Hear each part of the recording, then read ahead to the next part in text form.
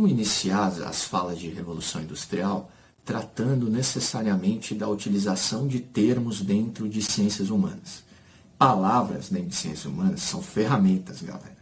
E, portanto, a gente tem que usar com a maior precisão possível. Por quê? Porque um historiador ele não escreve necessariamente para um público contemporâneo. Ele escreve para a posteridade. E, portanto, ele usar termos de maneira imprecisa acaba afetando diretamente no seu objetivo, que é passar o que seria a realidade histórica para quem lê daqui a 50, 60 anos. O advogado, a mesma coisa. Por exemplo, imagina um juiz ou um legislador que não toma cuidado com as palavras. Aquilo causa uma insegurança jurídica enorme. Tá? E, portanto, a gente deve tomar cuidado com os termos. Nesse sentido, você vai perceber que o termo revolução é usado pouquíssimas vezes durante a análise histórica. Por quê? Porque a palavra revolução tem um significado muito importante dentro das ciências humanas. Qual é o significado de revolução aí? Revolução vem com um significado muito atrelado à ruptura com o passado recente. Tá?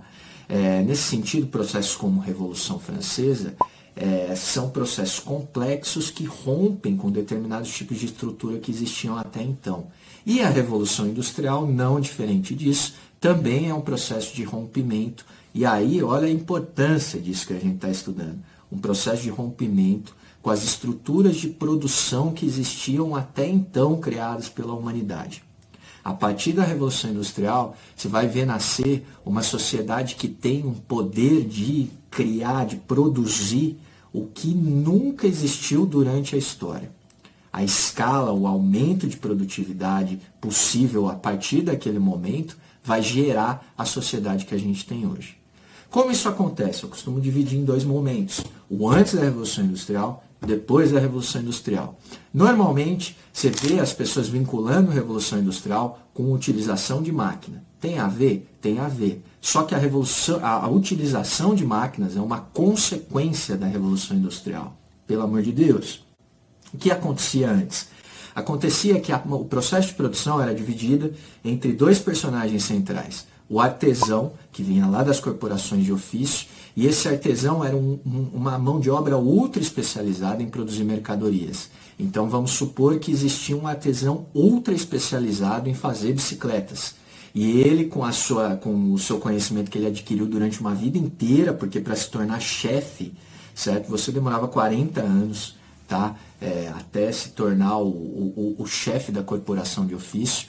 E ele, com esse conhecimento, ele produzia uma bicicleta durante um período de 6 horas. Era um trabalho demorado, certo? Um ofício penoso. Tá? E existia aquele responsável por comercializar, o burguês, nascido ali naquela contexto de Idade Média, certo? O burguês comprava essa mercadoria do artesão e vendia. Tá? Então, esses dois personagens existiam ali dentro daquele contexto. Depois da Revolução Industrial, o que você vai observar é que o burguês passa a tomar conta também do processo de produção. Então ele vai acumular para ele a capacidade de comercializar e também de controle do processo produtivo, certo? Como isso acontece? É uma sacada da burguesia. Qual é a sacada da burguesia?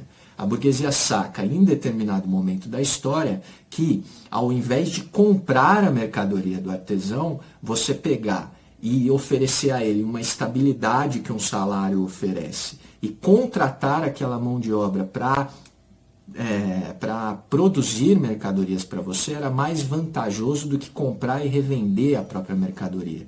O que eles passam a fazer então? Eles contratam artesãos e aí a segunda grande sacada da burguesia é que se ela acelerasse o processo de produção desse artesão, ela se beneficiava disso. Dou um exemplo. O artesão produzia uma bicicleta num processo que demorava 6 horas. A burguesia vai contratar esse artesão e vai fazer esse mesmo artesão que demorava 6 horas para produzir uma bicicleta, produzir agora 2 bicicletas num período de 3 horas. Esse ganho de produtividade vai proporcionar a ela mais mercadorias, mas ao mesmo tempo o salário do artesão fica igual.